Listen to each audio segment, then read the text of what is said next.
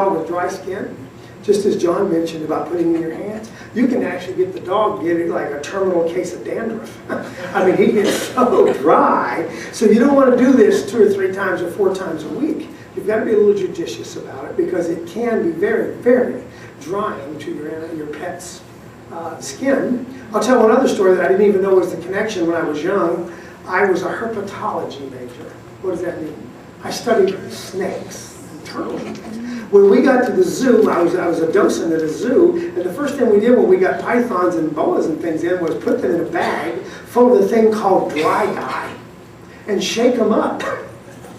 And all the ticks fell off of them. I don't know what we did to those poor animals' lungs. But I found out years later that all we did was super desiccate these animals came in loaded with reptile ticks, with herpetological ticks, and it worked every time. So it is very effective. I think that the DE that you and I use, not counting the stuff you get for your swimming pool, is probably pretty safe for you. But do be a little careful about breathing the stuff.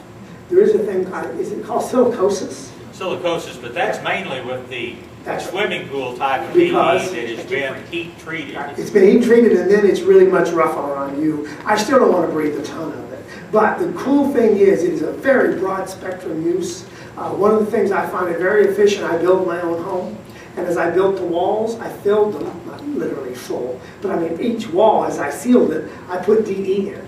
And unless it gets wet, my understanding is it lasts for years and do its service. Bruce, so, when Roberta built her home in the country, what's it been, 12, 15 years, we put it inside of the wall cavities. Right. I don't think I've ever seen an ant inside her house. I've never seen a roach. And I think she's had like 3 or 4 scorpions in 12 or 15 years. So yeah, it works real well dusted in the wall cavities. And it's back to this approach that before that they used some stuff called chloridane. It's still insidious. It's still in the environment. It'll be here when you and I are dead. We have got to start looking further ahead at what we're doing and quit worrying about today and worry about tomorrow. I always quote this because I may not get a chance. I got to leave here in a few minutes. Chief Seattle said a sentence I always loved. He says that we do not use the world now and give it to our children, and that we borrow it from them. And we're borrowing it, whether it's our petroleum or killing and putting our poisons and our nitrogens and our ammonium nitrates into the Gulf of Mexico. We're just making more trouble for our future. We're not fixing what we're doing. The one thing that I wanted to bring out, but I'll touch on it briefly since he didn't, is that diatomaceous earth in the natural form is also being added to many different animal feeds now. And it takes care of a lot of internal parasites. And it works differently. It's hard to dehydrate a roundworm inside of an intestine or a tapeworm or whatever else. But you were telling me that your daughter had done some of the studies showed this. This is very interesting. And we wondered because our thing is always that the drier it is, the better it works. So then they started saying, well, then what is it doing taking worms out of horses especially, and in my case, my parrots. And what it does is and this sounds crude, but always gross, it slightly irritates the intestinal tract and the system because it is somewhat abrasive.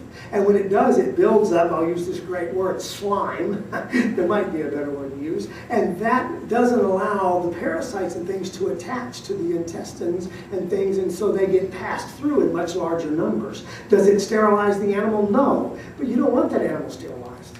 Folks, one of the things that I'll get on my soapbox about at some point is sterilization is not a good idea. If you want your kids good and healthy, they need to eat some dirt and sleep on your dog once in a while. Okay? You have got to quit sterilizing your world. Then it's kicking them out there when they're 6 or 7 and they quit building all those antibodies because they've not been exposed. And then you wonder why they catch everything that comes along. You know, when they got a snotty nose, just wipe it off. They're laying in the dirt and the dog's got a few flies or fleas, pick the damn fleas off. But we were raised to be that way. When we start sterilizing our world, we're asking for long-term trouble. And even in the use of stuff on food. You know, I feed food to people that most people wouldn't eat. Because I know it. You know, my father's 100 last week, my adopted father, a week before last. And I would go to his home and he would make bacon and eggs in the morning and then let it sit in the skillet to the evening and use the bacon to put on our salads. Well, if you told somebody you'd do that, they'd arrest him for child abuse. But I think that that's how our bodies build up these antibiotics. And when we keep sterilizing our world, pretty soon we don't have any natural fight in antibiotics for ourselves. And we've got to get over it. Now, there's a limit. Okay, I'm not trying to tell you, you should go out and eat things that you know are impure with maggots in it. But I'm telling you that we have got to be a little less pure in the way we do things, and I live it. I mean, I really do live it, and I think it's safer for us, and especially as we get into these third-generation kids, and I hope to goodness go back to homegrown and locally grown, and we don't have to scrub it with that stuff they sell you for way too much money that cleans your food. That's because we're putting chemicals on it, not because it's got bacteria on it. One other thing I wanted to get to here, I'm going to get Malcolm to address this briefly, and then we'll move on to a new subject. But one reason I brought this up is so many farmers, ranchers, and veterinarians give your animals pharmaceutical wormers. And there's a real bad thing that happens when you're using the ivermectins and things like that, especially on the farm or on the ranch. These same pharmaceuticals that are good about killing the worms inside the animal, these compounds come out in the manure and they affect a little class of life that most of y'all have never even thought about, and it's something called the dung beetle. And Malcolm, being something of a scanologist himself, I drove up to my ranch one day. He and Howard Garrett were down on their hands and knees picking a cow patty apart, seeing what they could find inside of it. But he works with Dr. Dick Richardson and his wife up at the University of Texas. And I'd like you to take just a minute, Malcolm, and talk about the importance of dung beetles in the environment and why these pharmaceutical wormers are a bad idea. Evidently, they're very important. Dr. Truman Fincher studied dung beetles all of his life. When he got ready to publish a book on dung beetles, A&M told him, if you publish that book, we'll have to hold back 40% of your retirement. Anyway, I told Charles Walters that, then he put out a book on dung beetles. They're a very important little beetle. If we had the big dung beetle population, when a cow drops manure on the soil, there's a lot of CO2 coming off of it going to the air, the same with any manure. Well, if the dung beetle hurry up and buries it, it's under the ground and there won't be any CO2 going into the air. And instead of me telling you all about it, there's a book on the market now, The Dung Beetles by Chuck Walters, and this guy did his homework. He got dung beetle experts from all over the world and put information in it. And when I was a kid, I used to watch them things just roll in little balls. I mean, it's the most interesting thing in the world. Anyway, if you go to study the insects, like I did, when I was a kid, I never owned a toy. I didn't need toys, I had the bugs. Later on, Howard Garrett and I did the Texas Bug Book. But if you really study the insects, you find out every insect here is for a purpose. Each insect is here to do something for us, tell us something, give us something, or maybe prevent us from doing something. And the dung beetle is one of those very important insects.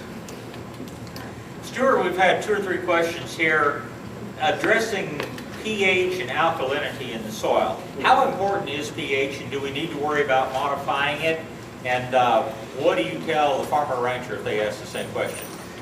Well, pH does affect the availability of micronutrients. But on the other hand, the microbial life in your soil tends to like a neutral pH. And we've seen whenever you increase the microbial activity, a shift closer to neutral. If you have a very highly alkaline soil, if you get microbial activity, you're going to get acids that grow, and you'll get a shift toward neutral. If you have a very acid soil, we see the same thing.